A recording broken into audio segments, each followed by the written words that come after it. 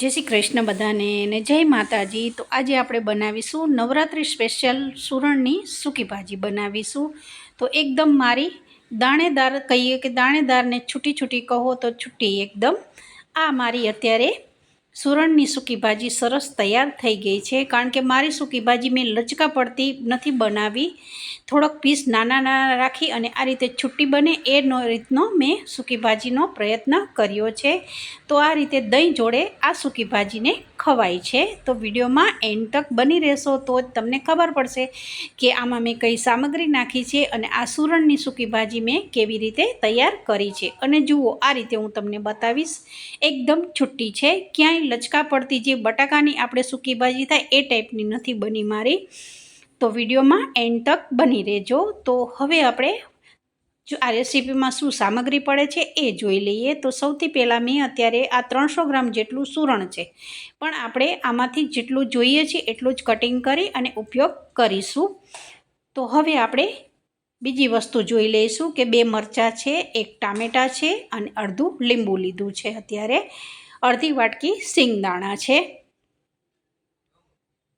अने हवे आपणे आ दही छे। दहीने आपणे आ मलाईवाळुं अमूलनुं दही आवे छे, पण आमांथी आपणे जेटलुं जरूरी छे एटलो ज आपणे उपयोग करी अने सर्व करवा माटे दहीनो उपयोग लास्टमां करवानो छे।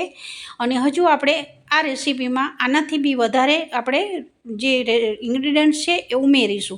तो विडियोमां स्कीप किए बिना तमे एंड तक जोजो विडियो, तो ज तमने खबर पड़शे। तो हवे आपणे आने जे सूरण छे ए एक जातनुं कंदमूळ कहेवाय छे। तो आ जे सूरण छे ए जमीनमां अंदर बने छे। तो आपणे एने आ रीते बहु ज एमां माटी होय छे, तमे जोई शको छो केटली बधी माटीवाળી छे आ सूरण। तो एने घसीने पहेला आपणे ए धोई नाखवानुं छे, कारण के बहु आ जमीनमां नीचे बनतुं होय छे तो लगभग बहु ज माटीनो भाग एमां रहेलो होय छे। तो आपणे अत्यारे तो वाटकामां धोयुं छे, पण हजू आपणे आने 2-3 पाळीए नळ नीचे बी घसीने सारुं एवुं धोई नाखीशुं। अने एक आ फराળી रेसिपी छे फ्रेंड्स, अने आ सूरणनुं खावा माटे बहु ज हेल्धी छे। अने आ सूरणनी सब्जी बी बहु ज टेस्टी थाय छे। थोड़ा खड़ा मसाला अने एकदम चटपटू आ शाक बी रसावाळुं ग्रेवीवाळुं बहु ज सरस थाय छे। तो जरूरथी मैं मारी चेनल उपर आ शाकने बतावेलुं छे। तो हवे आ सूरणमां तमारे केटली क्वोंटिटीमां 300 ग्रामनुं सूरण छे एमांथी हूँ 200 ग्राम जेटलुं सूरण काढी लईश, कारण के मारे 200 ग्राम जेटलुं सूरणने भाजी बनाववानी छे। तो हवे आपणे आनी छाल काढी लईशुं। छाल बी तमे जोई शको छो, जेटलो ब्लेकवाळो भाग छे उपरनो ए बधो आ रीते काढी लीधो छे अने घसीने एकदम धोई नाखवानुं छे। जरा बी आने माटीवाळो भाग न रहेवो जोईए। हवे आपणे आनी छाल काढी लईशुं। छाल काढी अने तमे चाहो तो आना मोटा पीस बी करी शको छो, पण झीणा पीस राखशो तो तमारी एकदम जे सूकी भाजी छे बहु छूटी छूटी थशे। कारण के जे आ बटाकानो जे आकार छे, पण केवुं छे कि जो तमे वधारे वार एने कूक कर देशो तो एकदम एमांथी पाणी छूटुं पड़े छे। तो हवे हूँ एना नाना नाना पीस कर दईश। मारे केटला पीसमां बनाववानी छे ए बी तमे विडियोमां आगळ जोई शको छो। तो जुओ आपणे आटला आटला माप राखीशुं, आटला झीणा झीणा माप राखीने ज आपणे सूकी भाजीने तैयार करीशुं। तो पाणीमां बी काप्या पछी बे धोई नाख्युं छे। हवे मैं एक कढ़ाईमां आ रीते सूरणने नाखी दीधुं, अर्धो ग्लास जेटलुं पाणी नाख्युं छे। जेटલું सूरण डूबे એટલું જ અત્યારે પાણી નાખ્યું છે। હવે આને લગભગ 5 થી 6 મિનિટ માટે ઉકાળવાનું છે। હવે તમે જોઈ શકો છો કમ્પ્લીટ મારી 6 મિનિટ થઈ ગઈ છે અને सूरण एकदम सरस चढ़ी गयुं छे। થોડુંક જ અધકચરું છે, બહુ વધારે નથી ચડ્યું, પણ હા 50% જેટલું તો સરસ सूरण છે એ ચડી ગયું। ચાહો તો તમે અહીંયા 2 કુકરની સીટી બી બોલાવી શકો છો। તો હવે આપણે એક કડાઈમાં સિંગદાણા લીધા છે, અડધી વાટકી સિંગદાણા લીધા હતા। એને આ રીતે તમે પોતરા એના ઓટોમેટિક નીકળવાની શરૂઆત થાય ત્યાં સુધી આપણે એને સિંગદાણાને શેકવાના છે, કારણ કે શેકેલા સિંગદાણા બહુ જ ટેસ્ટી આ જે સૂકી ભાજીમાં સરસ લાગે છે। અને થોડા વધારે તમે સૂકી ભાજીમાં સિંગદાણાનો ઉપયોગ કરશો તો તમારા જે સૂકી ભાજી છે બહુ જ એકદમ લચકા પડતી નહીં બને, એકદમ સરસ છૂટી છૂટી બને છે। તો જુઓ અત્યારે આ સિંગદાણા સરસ શેકાઈ ગયા છે। હવે આપણે એને ઠંડા થવા મૂકીશું અને ત્યાર પછી બીજી પ્રોસેસ કરી છે. મેં 1 ચમચી જેટલું ઘી નાખ્યું છે. હવે જે આપણે સૂરણ ઉકાળીને તૈયાર રાખ્યું છે એને ઘીમાં એકવાર શેકવાનું છે. ઘીમાં એકવાર શેકવાથી જે ભાજી છે એનો ટેસ્ટ બહુ જ સરસ આવે છે. તો જુઓ, આ મારું એક થોડુંક સિંગદાણાનું ઘીમાં ફોતરું રહી ગયું હતું, કડાઈમાં જ જોકે હતું. ત્યાર પછી મેં આ ઉકાળેલા જે સૂરણ છે એને આ રીતે ઘીમાં નાખી દીધું છે. હવે આને લગભગ 2 મિનિટ આપણે આને સાતળવાનું છે. બહુ વધારે નથી સાતળવાનું, કારણ કે આપણું એકદમ સરસ સૂરણ છે, એકદમ ચડી ગયું છે, કોઈ કચાશવાળો ભાગ રહ્યો નથી. પણ સૂકી ભાજી જો સૂરણની બનાવતા હો અને ઉપવાસમાં ખાવાની હોય તો થોડુંક ઘીમાં શેકવું તો એનો સુગંધ બી બહુ સરસ આવે છે અને ટેસ્ટ બી બહુ સરસ આવે છે. જુઓ, અત્યારે મારું સૂરણ એકદમ સરસ ચડી ગયું છે, જરા બી કાચું સૂરણ રહ્યું નથી. હવે આપણે આને બી શેકાઈ ગયા પછી, ઘીમાં શેકાઈ ગયા પછી આપણે એને એક પ્લેટમાં કાઢી લઈશું. તો ઘીમાં શેકવાથી એક અનેક ગણો સ્વાદ વધી જાય છે. તો તમને પસંદ હોય તો તમે અહીંયા ઘીમાં શેકી શકો છો, નહીતર સ્કીપ કરી શકો છો. ત્યાર પછી મેં 1 ચમચી જેટલું તેલ લીધું છે. અહીંયા મેં તેલ ને ઘીમાં બેયમાં બતાવ્યું છે તમને, પણ તમને જે પસંદ હોય એમાંથી બેમાંથી એકમાં તમે બનાવી શકો છો. તો અડધી ચમચી મેં અત્યારે ઘી લીધું છે, કારણ કે આગળ આપણે 1 ચમચીમાં ઘીમાં શેક્યું હતું સૂરણને. હવે ઘી થોડુંક ગરમ થઈ ગયું પછી એની એ જ કડાઈમાં મેં અત્યારે જીરું નાખી દીધું છે. જીરું બી મેં લગભગ 1 ચમચીનો 3જો ભાગ લીધો છે. અને પછી મેં એમાં એટલા જ માપના મેં અત્યારે તલ નાખી દીધા છે.